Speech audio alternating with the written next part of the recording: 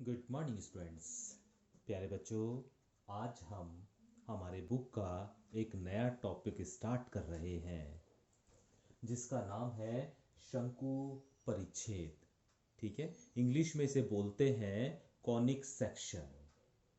तो यहाँ पर प्यारे बच्चों हम चार प्रकार की आकृतियों के बारे में चर्चा करेंगे। पहली होगी आपकी वृत्त, दूसरा होगा आपका परवलय, तीसरा आपका होगा दीर्घवृत्त और चौथी आकृति होगी आपकी अति परवलय।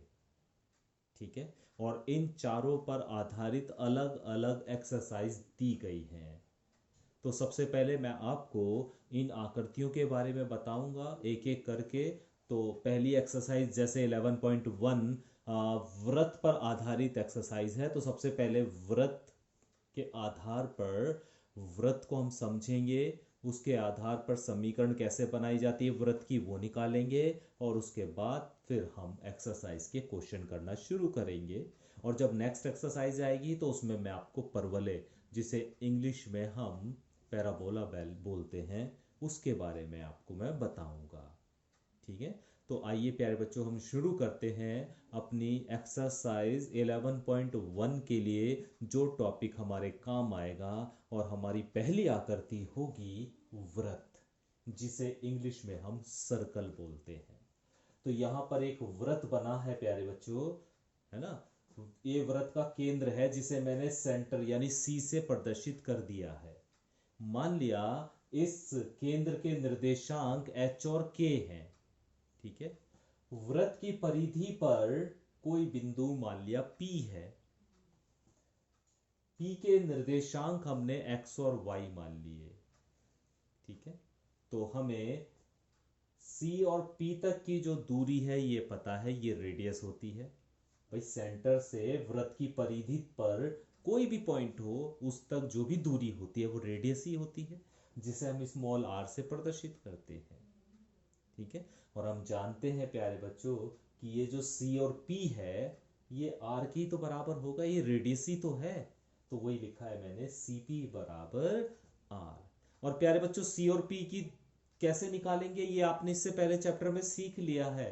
दो बिंदुओं के बीच की दूरी, CP का मतलब है C से P तक की दूरी, अर्थात दो बिंदुओं के बीच की दूरी। और दो बिंदुओं के बीच की दूरी होती है under root x2 minus x1 का whole square plus y2 minus y1 का होल स्क्वायर। और ये जो दूरी है प्यारे बच्चों CP, ये रेडियस ही तो है, ये R के बराबर ही तो है। तो ये किसके बराबर है?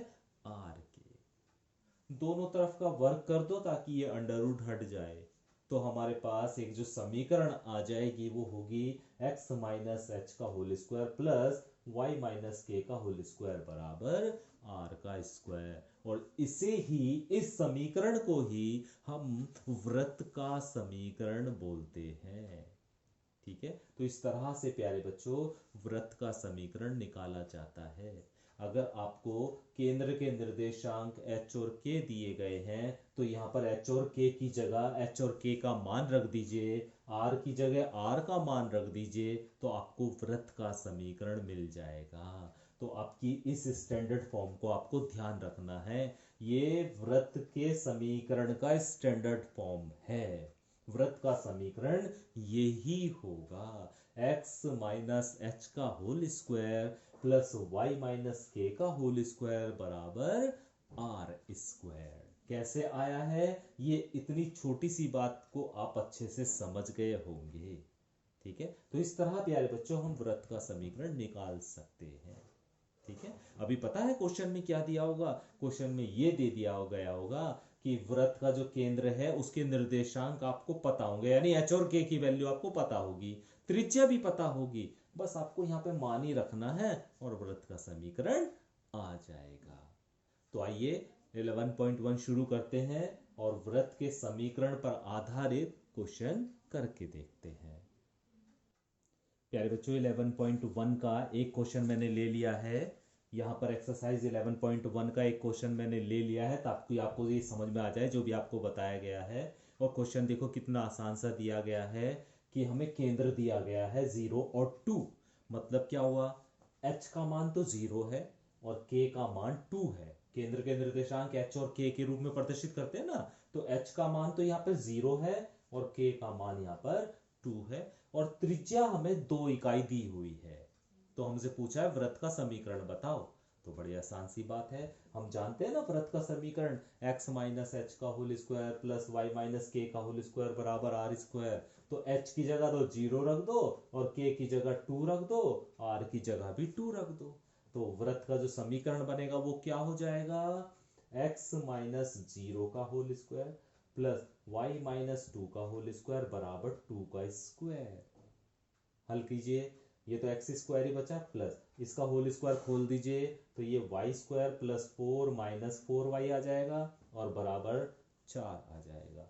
इस 4 से ये 4 कैंसिल हो जाएगा तो बचेगा हमारे पास x square plus y square minus 4y बराबर 0। यही वृत्त का समीकरण होगा।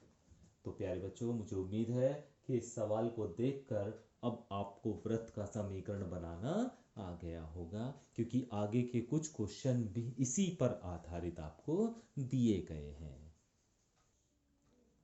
क्वेश्चन नंबर 3 देखिए प्यारे बच्चों, और क्वेश्चन नंबर 3 में ये कहा है कि केंद्र, वृत्त का जो केंद्र है वो है 1/2 और 1/4, अर्थात h की मान 1/2 और k का मान 1/4 है, और त्रिज्या हमें 1/12 दी हुई है। हमें वृत्त का समीकरण ज्ञात करना है।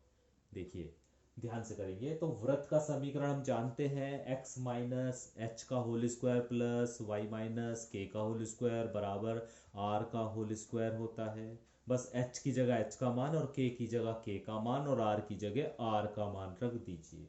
तो x माइनस 1/2 का होल स्क्वायर, ये h की जगह 1/2 रख दिया, प्लस y माइनस के की जगह 1/4 रख दिया और उसका होल स्क्वायर बराबर r की जगह 1/12 रख दिया और उसका होल स्क्वायर। इसे थोड़ा सा हल करना है, तो इसका होल स्क्वायर खोलिए तो X square plus 1/4 minus X आएगा इसका whole square, A minus B का होल स्क्वायर, और जब इसका होल स्क्वायर आप खोलेंगे तो Y square plus 1/16 minus y/2 आ जाएगा और बराबर 1/144। ठीक है, तो X square minus X Y square और y/2 को तो एक तरफ रखा और 1/4 को और 1/16 को उठा के दूसरी तरफ ले गए, तो दूसरी तरफ जाके दोनों के दोनों माइनस के हो गए। यहां से 144 एलसीएम आ गया, 144 से 144 को भाग करा तो 1 आया और 1 की 1 में गुणा भी 1 आया। ठीक है, 4 से 144 को भाग करा तो 36 आया और 36 की 1 में गुणा करी तो 36 ही आएगा। 16 से 144 को भाग करा 9 आया, 9 की ऊपर 1 में गुणा करी तो 9 आया।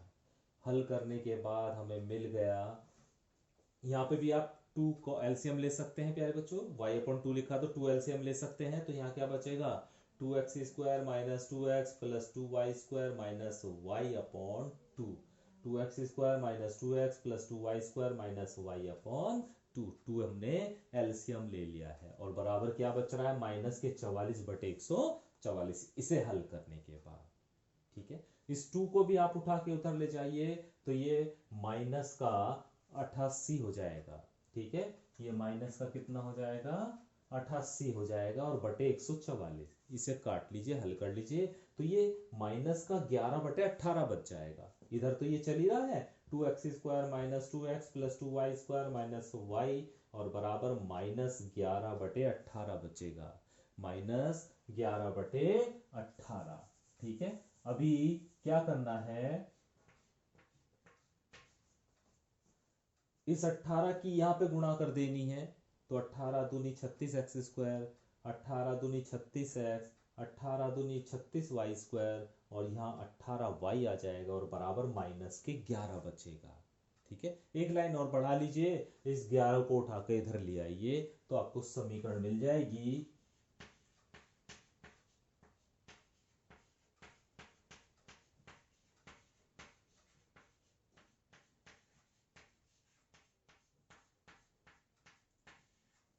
ग्यारह इधर आकर प्लस हो जाएगा और बराबर 0 बच जाएगा। ठीक है, 11 इधर आकर प्लस हो जाएगा और उधर जाकर उधर जो है प्यारे बच्चों 0 बच जाएगा। ठीक है, तो मुझे उम्मीद है कि ये कैलकुलेशन आपको समझ में आ गई होगी। भाई देखो, इस 2 को उधर ले गए तो ये माइनस का 88/144 हो गया। अब इसे कैंसिल करा तो ये माइनस का 11/18 बचा, है ना। इधर ये चल रहा है 2x² minus 2x plus 2y² minus y बराबर माइनस 11/18। ठीक है, तो अभी 18 की तो यहाँ गुणा कर दीजिए, तो सब में गुणा होगी सारे पदों में, तो ये आ जाएगा और बराबर माइनस का 11 बचेगा।